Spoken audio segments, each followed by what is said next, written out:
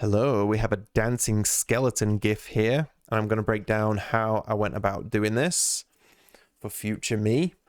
This is using a Flipbook material on a billboard, material billboard thing. Anyway, so I found a GIF online, and I wanted to put it in this stupid game that I'm making. So here's the GIF, black background and everything. I just Googled GIF to Spritesheet. This website came up. I put the GIF in here. You mess around with certain parameters to get it to the grid size you want. I wanted it so that there were no like empty frames, but I was unable to do that unless I wanted like a really long one. It was 210 frames, so I could only divide that by 2 or by 1 if I wanted no frames. But I got around that, thankfully. So here is the material. So we have the sprite sheet and the blueprint, not the material. This is just a material billboard component. And I am putting in the elements here, I'm putting in the material that I need. Determine the size of everything. That is, I think this is the it's the size of the grid. It's the grid size of the sprite sheet divided by 2 or something. Yeah, so there's the blueprint. Pretty straightforward, just a material billboard. So where all the work is happening is in here. So here we go. Just plug in this and that. And here we have it. But you'll notice with this, there's a little, it gets the empty frames right here. And I had to figure out how to get rid of that myself. So there's a Flipbook node. I copied and pasted this so that I could add my own things like a time scaling thing. I wanted to speed it up or slow it down, but the node does not, that I could figure out, it doesn't have a way to do that. And I needed to get rid of the empty frames somehow. So I picked it apart to try and understand it. Now I finally get it. Got what I wanted from it. So here are these wonderful little nodes. So this is actually a reroute node or reroute. What is it called? Reroute declaration node. It's basically like storing a parameter so you're not having like wires all over the place. But I've got a vector 1.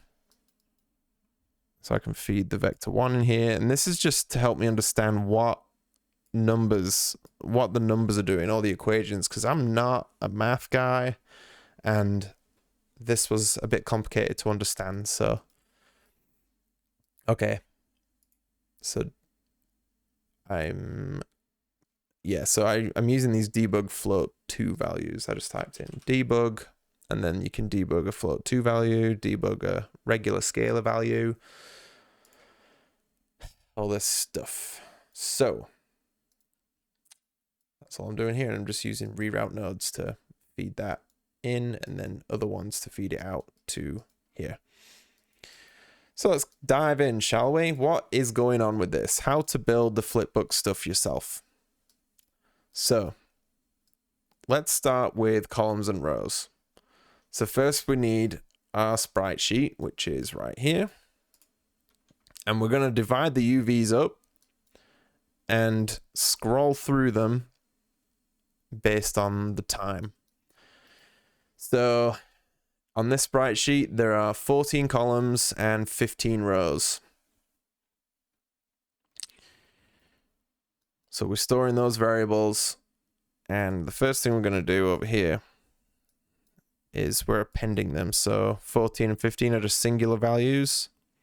And now we're just going to debug 1, debug 2. Let's use this one. Oops, there it goes. So we're making 14 and 15 into a vector 2, as I have written here. And then what's happening now? We're feeding it into a texture coordinate. So it's like we're going to divide. Oops. So it actually gets really weird when it comes to the texture coordinates. It like deforms it all.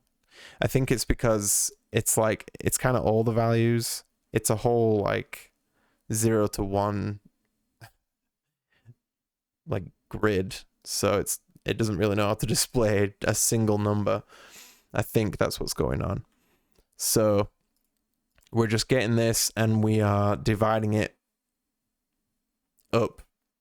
So we're just squishing it. So squishing it in 14 on one way and 15 on the other until we get the right size of what the sprite sheet would have to be. So if we plug this into the UV, that's what we get. And I'm just plugging this one straight into here. So we just get this one. It's, yeah, the one size. I think I've beaten that enough. Moving on. So I'm actually going to go back. I'm not going to keep going this way because we have some things that we haven't figured out how they work yet. So next, we are grabbing this 14 columns and 15 rows, and we're multiplying them to get the frame or the amount of frames on this, which adds up to 210. Or if we wanted just a single number, because this is confusing, this is X and Y, and it's the same thing for both X and Y. We could plug it into this, and then there. So it's 210. So next thing, after we have the frame amount, we're going to, what it does, it appends the frame amount with the row amount. And now let's use the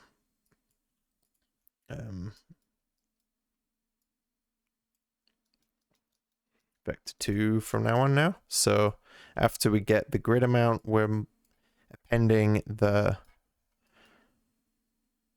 frame amount with the row amount. My brain is like, oh, what is going on right now? So here we go. Frame amount and the row amount.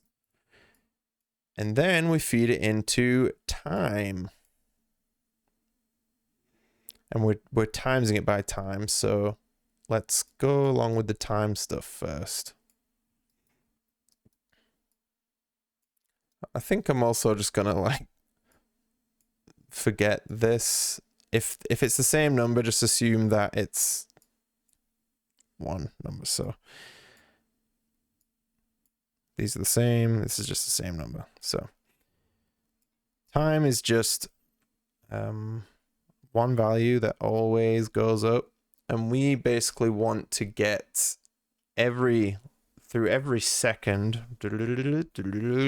all that linear progression from 0 to 1 that plays the animation forward.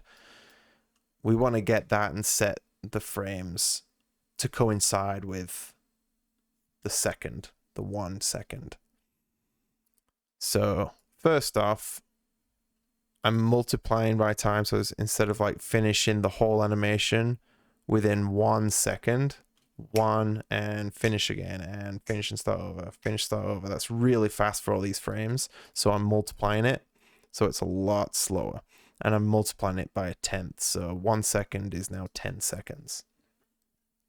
After we do that, it's being fed into a frac node, which is the fraction amount. So this basically, and man, the debug stuff really helps me figure out what's actually going on with the numbers.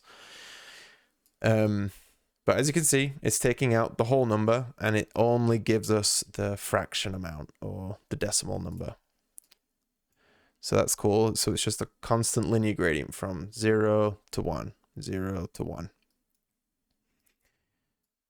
And then I'm doing this thing, which I'll go over later, but this is where we are clamping the, or we're telling it not to play the missing frames. So we're like cutting it off.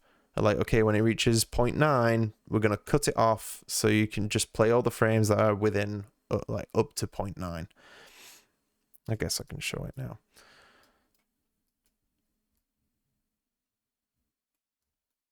So if we want to cut it off, we're getting the frame amount, which is 210. And then how many frames are empty right now? Well, let's see, hold on. So we're getting the frame amount. Then we're dividing one whole, so just one, which is the amount of time that we have. We're dividing, or the values that we're using 0 to 1, 0 to 1. So we're getting the 1 and dividing that by the amount of frames we have just to get the value of a single frame, which is 0.0047. Then we want to, like, how many of these do we need to trim off? So we, if we look at the texture, we can see that it's 1, 2, 3, 4. So we want to trim off 4 frames. So this would be 4. And now when we multiply 1 frame by 4, we get that. And then we're going to take that off of 1. So we have 1 and we're just taking the multiplied amount from that. And then this, yeah, this took me a while to figure out that I could just do this, but we're basically just remapping it. So this remap thing basically tells whatever the input is, you are remapping it to a different value. So if you have a gradient from 0 to 1, that's what's coming in. You can basically say, so the default would be this. It would be 0, 1 in here, dunk, dunk. That's what's coming in. I could set the new input to be like it's coming in at 2 now. So 1 as it's coming in is now 2. And then we're going to say like how much it's going to, let me rephrase that. So it's coming in at 0 to 1. We want it to leave. When it hits 1, we want the 1 to be whatever this number is here. So 0.809. So when it gets up to there, we want to say, okay, that's when it gets back to 0. So it never goes higher than this number. So that is where we feed this here into the new high. So this is the old low and high, and we're setting the new high to be slightly lower. So then it skips, or it doesn't go past the transparent frames. So now we'll see that it goes up to 0.9, whatever it was. 7, 8, 9, and then cut off. What was it again? 0.98. It gets up to 0.98, and then it stops. There we go. Kind of hard to see because it's so close to 1, but all right. And then now that we've cut that off, we are making a vector 2 with the time. So it's just the same thing, but now it has an X and a Y value. And now we can do whatever we want now, or separate the, like, times it by the 2 different numbers. I'm not a math person, so I'm like really spelling this out. Hopefully it helps someone else. Okay. So we have the frame amount and the row amount over here. And we're going to multiply those with time. So basically it's going to go, it's like a loop between 0 to the frame amount. So 0 counting all the way up until 210, and then it'll restart again. And same with the row amount. So we're going to count all the way from 0 over the span of a second, and it's going to reach to 15. And then it's using floor to get rid of the decimals. Floor just like rounds it down to the nearest like full number. So then we have, it's not sliding, it's snapping through each one. I think without floor, we would see that it just like, woo, it slides. Maybe we should change that. So let's skip floor. Yeah, look at that. That's great. Yeehaw. So without the floor, it won't snap to just the number we need. It's just scrolling all the way through.